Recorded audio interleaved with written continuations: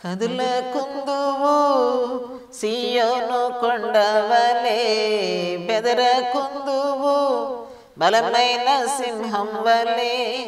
యేసయ్య నీ చెంతనుండగా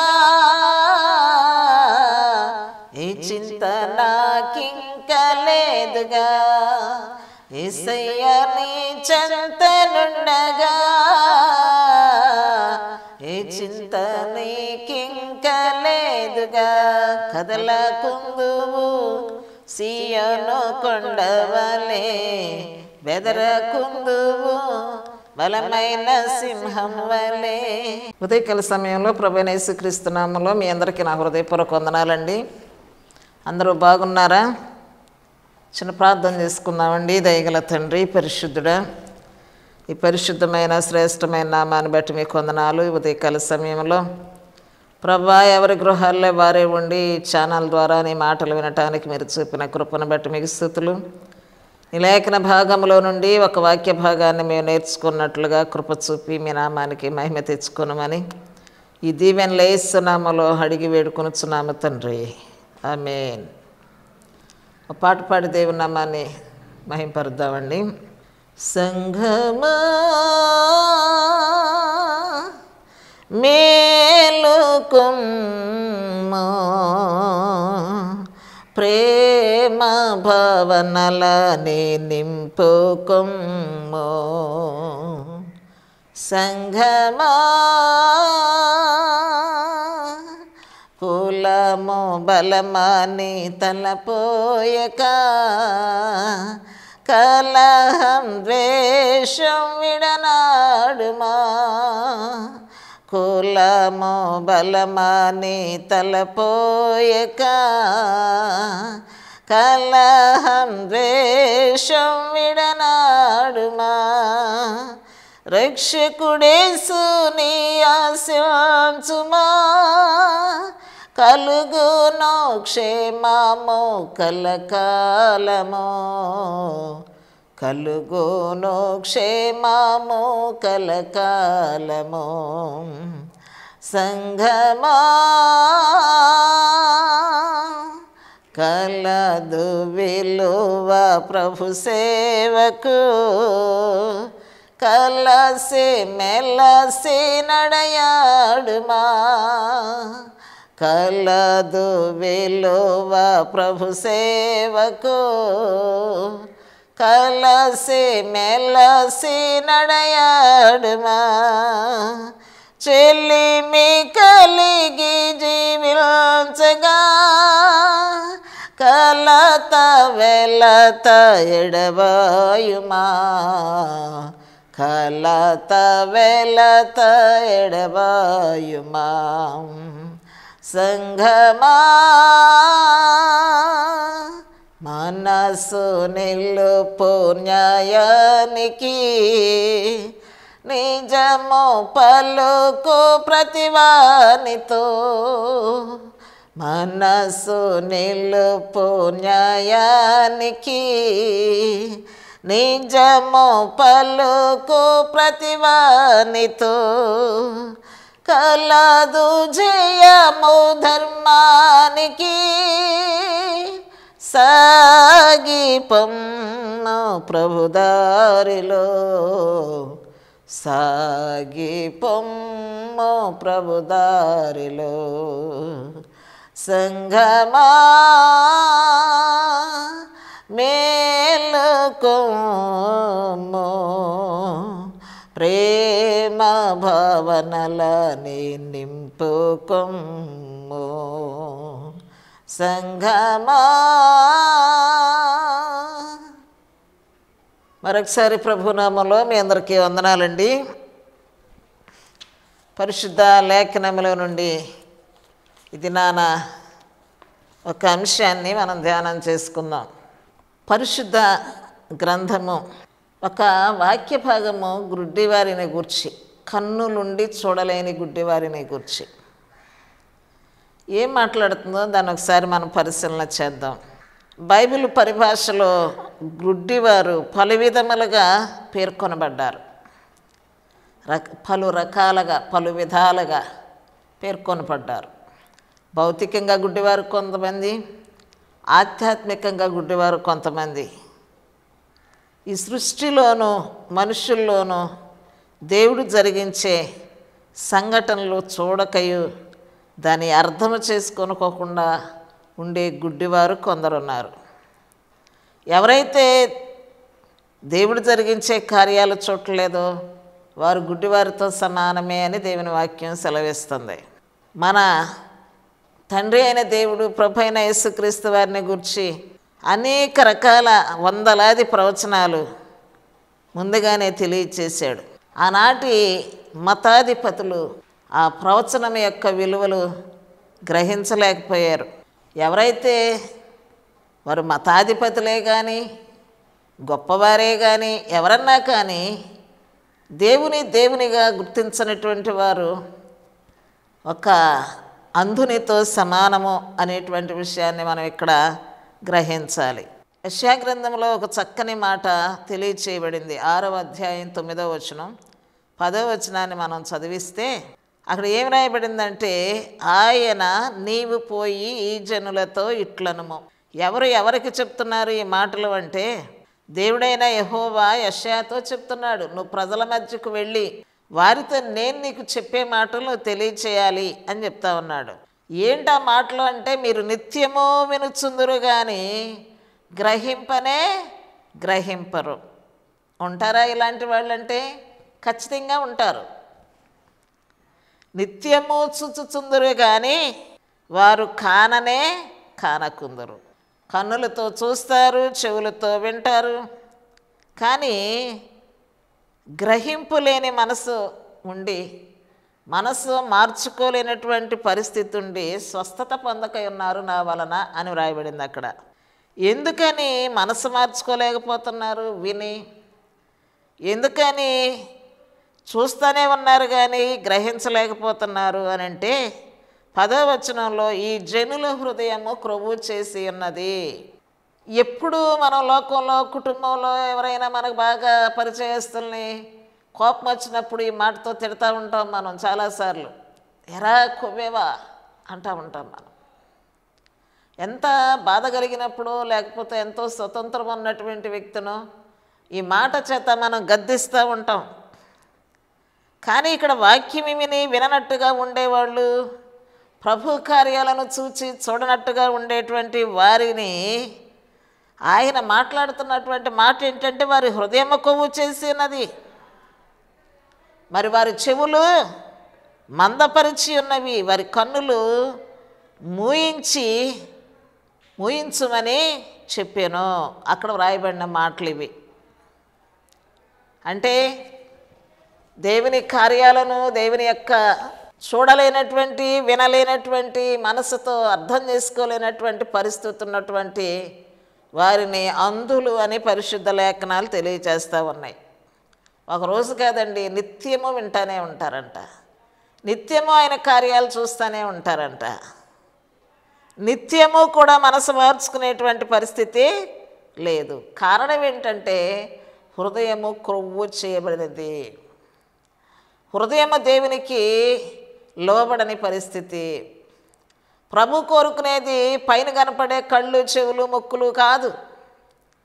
ఈ కనబడినటువంటి ఈ హృదయాంతరంగం ముందు చూడండి, ఇదొక వలయం. దేవుడు మనలో ప్రవేశిస్తే అది దేవునికి స్థానం ఇస్తుంది. దయ్యం ప్రవేశించే అవకాశం కూడా ఉంది. ఆ వలయంలోకి వెళ్తే అసలు బయటకు వచ్చే పరిస్థితి.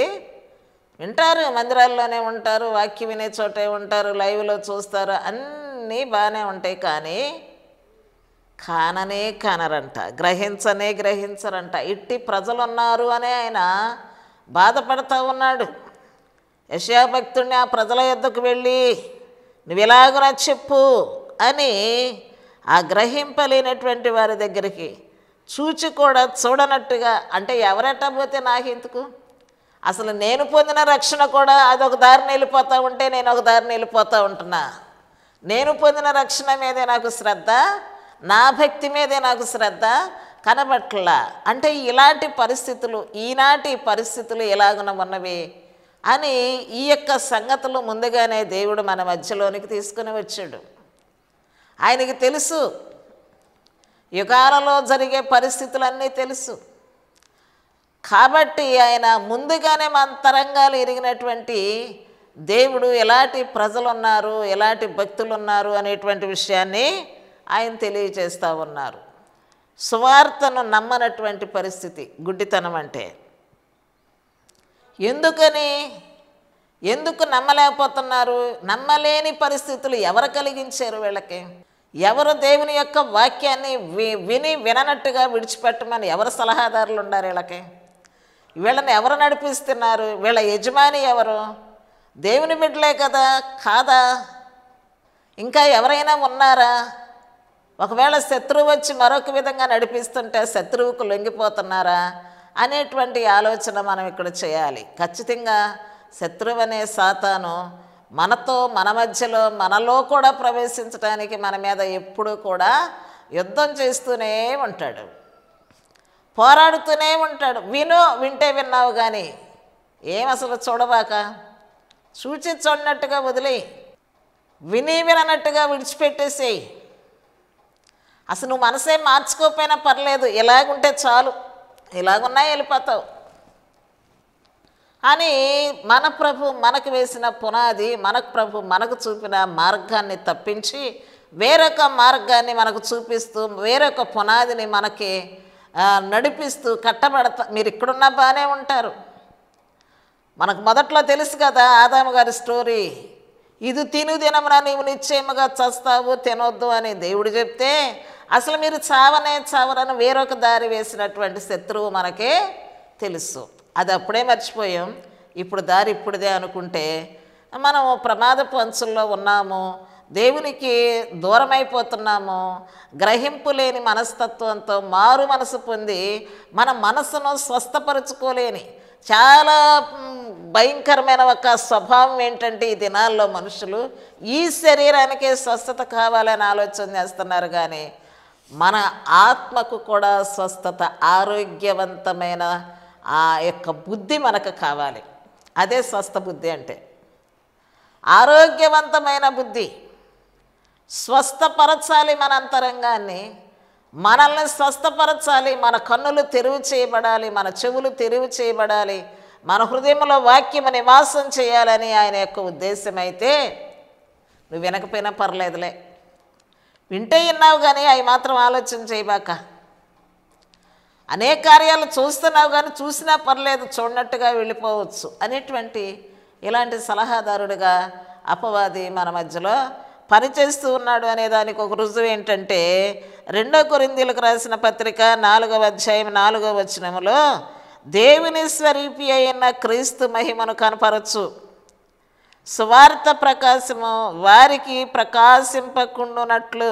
ఏ ప్రకాశం అంటే సువార్త ప్రకాశము, దేవుని స్వరూపి అయిన క్రీస్తు మహిమను కనపరచే సువార్త ప్రకాశము ప్రకాశింపకుండా నిమిత్తము ఈ యుగ సంబంధమైన దేవత, ఈ శత్రువు పేరు. ఏ దారైనా పర్వాలేదు, ఏ దేవుడైనా పర్వాలేదు, ఏ సంఘమైనా పర్వాలేదని ఒక ఆ రూట్లు మార్పించి వేరే వేరే రూట్లు వేస్తూ ఉంటుంది చూడండి శత్రువు. ఆ శత్రువు యొక్క పని అన్నమాట. సువార్త వెలుగును చీకటిని పారదోలే శక్తి కలిగింది. సువార్త నశించిపోయేటువంటి వారిని రక్షించేటువంటిది. దీని విషయంలో ఎప్పుడు ఎక్కడ బోధించేవారు కానీ వినేవారు కానీ సిగ్గుపడవలసిన పని లేదు. కానీ సువార్త ప్రకాశం అంట మరి మనకు కనబడకుండా ఆ ప్రకాశం మనం చూడకుండా నిమిత్తము ఈ యుగ సంబంధమైన దేవత అవిశ్వాసులైన వారి మనోనేత్రములకు గుడ్డితనము కలిగించెను. కళ్ళట చూసినట్టే ఉంటాయి కానీ గుడ్డోళ్ళంట. వాక్యాన్ని చదవలేని కన్నులు, వాక్యాన్ని చూడలేని కన్నులు. అంధత్వం. ఎక్కడిది అంధత్వం అంటే ఈ సువార్త నీలో ప్రకాశింపకుండా నిన్ను చీకటిగా, నీ కన్నులను చీకటిగా చేయాలని ఆ యొక్క నీ విశ్వాసంలో నువ్వు గుడ్డివాడిగా మారిపోయేటువంటి ఆ యొక్క పనిని సాతానుడు కలిగిస్తూ ఉన్నాడు. అంటే నువ్వు ఎంతో జాగ్రత్తగానో ఉండాలి. అపవాది గర్జించు సింహం వలె ఎవరు అవిశ్వాసులుగా ఉన్నారా, ఎవరు విశ్వాసంలో బలహీనులా, వారి మీద దాడి చేయాలనేటువంటి ఆలోచన కలిగి మన కన్నులు మూసివేసి మనలను అందులుగా, కళ్ళుండి అందులుగా, దేవుని కార్యాలను చూడలేకపోయినట్లయితే కళ్ళుండా అందులో మనం పరిశుద్ధ గ్రంథము ఏ విధముగా మనతో మాట్లాడుతూ ఉందనేటువంటి విషయాన్ని మనం గ్రహించలేకపోతే కన్నులుండి కూడా చదవలేని, చూడలేని, గ్రహించలేని అందులమై ఉన్నాం. మనకు అర్థమయ్యే భాషలో తర్జుమా చేయబడింది, మన చేతిలోనే ఉంది. ఇంటిలో ప్రతి ఒక్కరికి ఒక పరిశుద్ధ గ్రంథం ఉంది. ఎంతమంది దాన్ని మనసుతో గ్రహిస్తున్నారు? కన్నులు పెట్టి చూచి చదివి దీన్ని ఆలోచన చేయాలి, దీన్ని నేర్చుకోవాలి అనేటువంటి మనసు ఎంతమందికి ఉంటుందంటే, ఈ మనసు మనకు వచ్చేలోపు అపవాది రానే వస్తున్నాడు, గుడితనం కలగజేస్తాడు. అంటే మనం ఎంత మెలకుగా ఉండాలి, ఎంత సులువుగా ఉండాలి, ఎంత జాగ్రత్తగా ఉండాలి అనేటువంటి విషయాన్ని మనం ఆలోచన చేయాలి. శ్రద్ధ కలిగి దేవుని మాటలు వినాలి. మనల్ని మనం తగ్గించుకొని దేవుని సన్నిధిలో దేవుని మాటలకు లోబడినట్లయితే మన యొక్క మనోనేత్రాలు తెరువు చేయబడతాయి. చాలామంది లోబడకపోగా సువార్త మీద పోరాటం చేసేటువంటి వాళ్ళు కూడా ఉన్నారు. దేవుని యొక్క చిత్తాన్ని మార్చేయాలని ఎదురాడేటువంటి వారు, పోరాటం చేసేటువంటి వారు, అట్టివారు కూడా ఉన్నారు. అందులో ప్రముఖుడు అపోస్తుడైన పౌలు ఒకప్పుడు సౌలుగా ఉన్నాడు. ఆ సౌలుగా ఉన్న ఆ సమయంలో, ఆ స్థితిలో ఆయన ఒక గొప్ప ధర్మశాస్త్ర పండితుడై ఉన్నప్పటికీ కూడా, అన్నీ తెలిసిన వాడై ఉన్నప్పటికీ కూడా దేవుని యొక్క నామాన్ని పాడు చేయాలి అనేటువంటి, సువార్తను పతనం చేయాలి, ఆపివేయాలి, సువార్త ప్రకటన జరగకూడదు అని అనేక మంది స్త్రీలను, పురుషులను మరి హింసించి సువార్తను అడ్డగించటానికి కంకణం కట్టుకున్న వ్యక్తుల్లో మొదటి వ్యక్తి ఆయన. దేవుని చిత్తానికి పోరాడాలి, దేవుని చిత్తానికి వ్యతిరేకంగా బలమైన పోరాటం చేయాలని యొక్క రోమా ప్రభుత్వం చేత అధికారం పొంది క్రైస్తవ్యాన్ని నాశనం చేయాలనేటువంటి ఆలోచన కలిగిన వ్యక్తి. అపోస్తుల కార్యములు 9వ అధ్యాయం 17వ వచనంలో 18వ వచనంలో ఈయన గురించి వ్రాయబడింది. ఈయన దమస్కు ప్రయాణమై వెళుతూ ఉన్న సమయంలో ఆకాశము నుండి ఒక ప్రకాశమానమైన వెలుగు ఆయన ముఖము మీద ప్రకాశింపగా, ఆయన ప్రయాణం ఆగిపోయి రథం మీద నుండి క్రిందకి బోర్లా పడినట్టుగా మనం చూస్తున్నాం. పడ్డవాడు పడ్డట్టున్నాడా? లేదు. ఎవరైనా అయితే శత్రువుగా తన హృదయంలో అనుకున్నాడో ఆ శత్రువుతోనే మాట్లాడటానికి తన నోరు తెరవబడింది. ప్రభువా నువ్వెవడవని చెప్పి ఆ పిలుస్తున్న ఆ సందర్భంలో ఆయన ఒక చల్లని మెల్లని స్వరంతో, నీవు హింసించుచున్న యేసును నేనే అని ఆయన స్పష్టంగా జవాబిచ్చాడు. అయితే వీళ్ళిద్దరూ ఎప్పుడైనా డైరెక్ట్గా హింసించుకున్నారా, కొట్టుకున్నారా, తిట్టుకున్నారా అంటే అది కాదు. కానీ సువార్త పక్షముగా ఒక భయంకరమైన సువార్తను నాశనము చేసి, సువార్త అనేటువంటిది లేకుండా చేసి, ఆయన నామాన్ని ప్రకటింపకుండా ఆపు చేయాలనేటువంటి ఆయన బిడ్డలను హింసించిన హింసకుడైన హానికరమైనటువంటి వ్యక్తి, ఆయన బిడ్డలను దూషించినటువంటి ఈ వ్యక్తి నీ దేవుడు అర్ధాంతరంగా పట్టుకున్నాడు. అప్పుడు 17వ వచనంలో అంటాడు, అననీయ ఆయన దగ్గరకు వెళతాడు. ఆ ఇంట ప్రవేశించి అతని మీద చేతులుంచి, సౌలా సోదరుడా, నీవు వచ్చిన మార్గములో నీకు కనబడిన ప్రభు అయిన యేసు నీవు దృష్టి పొంది పరిశుద్ధాత్మతో నింపబడినట్లు నన్ను పంపి ఉన్నాడని పరిచయం చేసుకున్నాడు, చెప్పాడు. అప్పుడే అతని కన్నుల నుండి పొరల వంటివి రాలగా దృష్టి కలిగి లేచి బాప్తిస్మము పొందెను. తరువాత ఆహారము పుచ్చుకొని బలపడెను అని వ్రాయబడింది. చూడండి, ఈయన ఎంత తెలిసిన వ్యక్తి అయినా సరే ఈయన కొరకు ప్రార్థన చేయటానికి అననీయ అనేటువంటి ఒక వ్యక్తి అవసరమై ఉన్నాడు. ప్రభు చెప్తున్నాడు, ఫలానా ఇంటికి నువ్వు వెళ్ళు, అక్కడ సౌలు అనేటువంటి ఒక వ్యక్తి ఉన్నాడు. ఆ పేరింటే ఏమన్నా గుండెలు అవిసిపోతాయి అంతే. అమ్మో, ఆయనంటే పారిపోయే క్రైస్తవులు, ఆయనంటే జడిసి దాక్కునే క్రైస్తవులు. కానీ అట్టి వ్యక్తి దగ్గరికి ప్రభు వెళ్ళమని చెప్తున్నాడు. అననీయ మరి అతని దగ్గరకు వచ్చినప్పుడు ప్రేమతో పలకరించాడు. సౌలా, సహోదరుడా, నీ మార్గంలో జరిగిన సంగతి అంతా నా ప్రభు నాకు తెలియజేశాడయ్యా. కాబట్టి మరి నీ కొరకు నేను ప్రార్థన చేయటానికి వచ్చాను. నువ్వు పరిశుద్ధాత్మతో నింపబడినట్లు ప్రభు నన్ను పంపాడు అని ఆయన మాట్లాడుతూ ఉండగానే అతని కన్నులలో నుండి పొరల వంటివి రాలినాయి. మనం చాలాసార్లు అంటాం, మనకు నచ్చని వ్యక్తి ఎవరైనా కనపడితే కళ్ళేవు, అక్కడెక్కడో పైన ఉన్నాయి, ఎప్పుడో రాలిపేస్తాడు ప్రభు, ఎప్పుడో తీసేస్తాడు ప్రభు. క్రైస్తవులు తిట్టుకునే తిట్లు అన్నమాట ఇవి. అంటాం మనకు కూడా ఏదైనా బాధ కలిగినప్పుడు. కానీ ఇక్కడ ఒక అద్భుతం ఏంటంటే, అప్పటి వరకున్న ఆ యొక్క అహంకారము, గర్వము, అప్పటి వరకున్న అహింస స్వభావము, హానికరమైన స్వభావము, అసలు ఆ ప్రభు ఎవడో అనేటువంటి ఆ యొక్క మరి ఇబ్బందికరమైనటువంటి ఆ యొక్క గుణాన్ని ప్రభు ఒక మాట ద్వారా, తన శక్తివంతమైన ఒక స్వరము ద్వారా, ఒక వెలుగు ద్వారా అతని జీవితంలో గొప్ప మార్పును చూడటానికి ప్రభు సహాయం చేసి ఉన్నాడు. నిజంగా నాకు ఈ వాక్యాన్ని చదువుతున్నప్పుడు గ్రహించలేని వారి కన్నుల్లో కూడా ఖచ్చితంగా ఈ పొరలు ఉండే ఉంటాయి. దేవుని మాటలు చూడలేని, చదవలేని వారి కన్నులు, గ్రహింపు లేని స్థితి, ఈ అంధత్వం అంతా కూడా కారణం ఏంటంటే, ఇదిగో ఈ కన్నుల్లో పొరలు ఉన్నాయి. ఈ పొరలు రాల్పివేయబడతాయి. ఈ పొరలు రాల్పివేయబడితేనే తేటగా దేవుని కార్యాలను చూడగలుగుతాం. దేవుని సంకల్పాలను ఎదిరించాలనుకున్నాడు. ఎక్కడికి వెళుతున్నాడో తెలియకుండానే మరి దేవుని ఎదురాడేటువంటి పరిస్థితి, అదొక రకమైన గుడ్డితనంగా పరిశుద్ధ గ్రంథం తెలియచేస్తూ ఉంది. అంధత్వం పోతే కానీ స్వార్థ యొక్క ప్రకాశత మరింత తేటగా మనకు కనిపిస్తుంది. ఈ అంధత్వం పోవాలి అంటే దేవుని యొక్క ప్రకాశత మనలో ప్రకాశించాలి. స్వార్థ మన హృదయాల్లో నాటబడాలి. నాటబడాలి అంటే ముందు మొట్టమొదట వినాలి కదా, వినాలి, విశ్వసించాలి. అప్పుడు ఆ స్వార్థ నీకు ప్రయోజనకరంగా ఉంటుంది.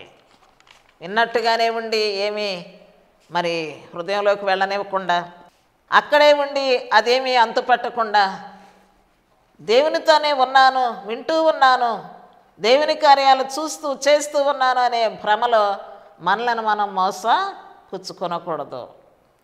మరొక విషయంలో కూడా గుడ్డితనం మనల్ని నేల్తా ఉంటుంది. ఒక లవోదికయలో ఉన్న ఒక సంఘాన్ని గురించి మనం చూస్తాం ప్రకటన గ్రంథంలో. ఈ లవోదికయ సంఘము కూడానంటండి గుడ్డితనంలో ఉందంట, నులివెచ్చని స్థితిలో ఉందంట. 3వ అధ్యాయం 17వ వచనంలో మనం చూస్తూ ఉంటాం. అక్కడ సంఘాన్ని మరి అభివృద్ధి చెందిన సంఘమే అయి ఉండొచ్చు, సిరి సంపదలు కలిగిన సంఘమే అయి ఉండొచ్చు, చేతిలో బాగా డబ్బులున్న సంఘమే అయి ఉండొచ్చు. కానీ ఆ సంఘం అనుకుంటుందంట, నేను ధనవంతుడను అనుకుంటుందంట, నేను ధనవృద్ధి చేయించున్నాను, నాకేమీ కొదువు లేదు అని చెప్పుకుంటుందంట. చాలామంది సంఘాల్లోనూ చెప్పుకుంటారు, కుటుంబాల్లోనూ చెప్పుకుంటారు, నాకేమీ కొదువు లేదు, ధనవృద్ధిలో ఉన్నాను నేను. కానీ నీ ధనవృద్ధిలో దేవుడు ఉన్నాడా అని చూస్తే ఇక్కడ ధనవృద్ధి ఉంది, కానీ సంఘంలో దేవుడు లేడనేది మనకి ఇక్కడ అర్థమవుతుంది. ఆయన మరలా తిరిగి చెప్తున్నాడు, ధనవంతుడు అని అతిశయపడుతున్నాను, నీవు దౌర్భాగ్యుడవు, నీవు దిక్కుమాలిన వాడవు, నా ధనం ఉందనుకున్నావు కానీ నువ్వు ఆత్మీయంగా ఎంతో దరిద్రుడివి, దిక్కుమాలిన స్థితిలో ఉన్నావు. భౌతికంగా నీకు ధనం ఉంటే ఉండొచ్చు, కానీ నీ ఆత్మీయ స్థితి మాత్రం దౌర్భాగ్యంగా ఉంది, నీ ఆత్మీయ స్థితి మాత్రం దిక్కుమాలిన స్థితిలో ఉంది.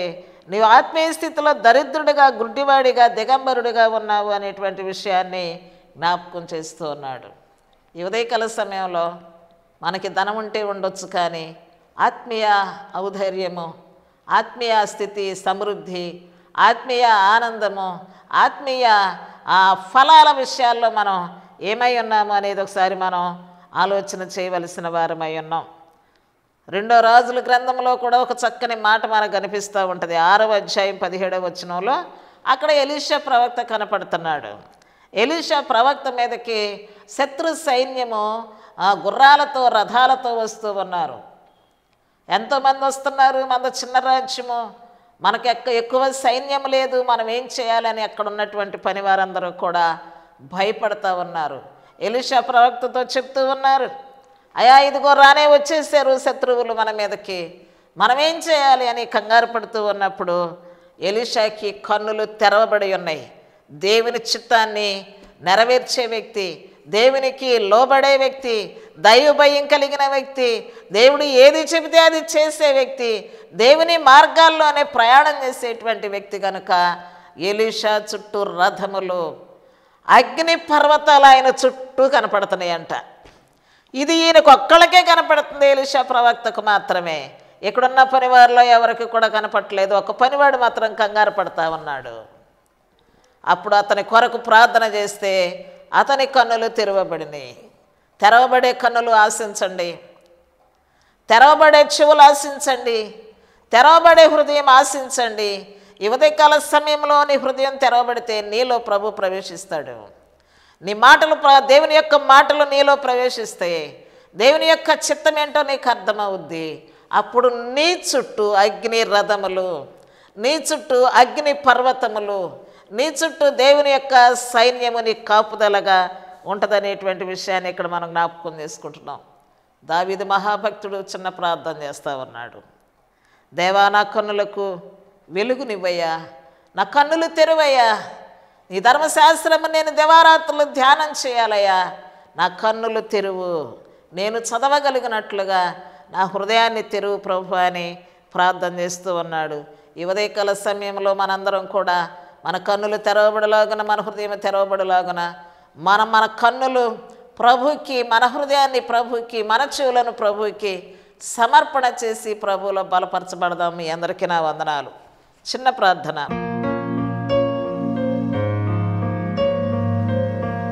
పరిశుద్ధుడైన దేవా, మా పరలోకపు తండ్రి, భౌతికమైనటువంటి గుడ్డితనము కంటే స్వార్థ వినలేని చెవులు, హృదయము, దేవుని కార్యాలను చూడలేని కన్నులు కలిగి ప్రభా అంధులుగాను, ప్రభా నీకు ఇష్టము లేని స్థితిలో జీవించట కంటే ప్రభా నా తండ్రి, లోకంలో మేము ధనం కలిగి ఉన్న ఆత్మీయ స్థితి సరైనదిగా లేకపోయినట్లయితే, నీకు ఇష్టమైన మార్గమును మేము వెంబడించకపోయినట్లయితే దౌర్భాగ్యులుగాను, దిక్కుమాలిన వారిగాను, దరిద్రులుగాను మేము ఉంటామనే విషయాన్ని ఈ ఉదయకాల సమయంలో మేము గ్రహిస్తూ ఉన్నాం.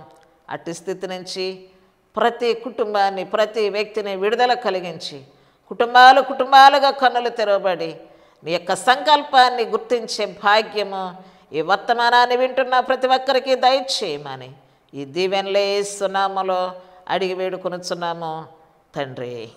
ఆమేన్. మీ అందరికీ వందనాలండి. మరలా వచ్చే వారం కలుసుకుందాం. కదులకుందువు సీయోను కొండవలే, బెదరకుందువు బలమైన సింహం వలే, యేసయ్య నీ చెంతనుండగా ఏ చింత నాకింక లేదుగా, యేసయ్య నీ చెంతనుండగా ఏ చింత నీకింక లేదుగా. కదలకుందువు సీయోను కొండవలే, బెదరకుందువు బలమైన సింహం వలే.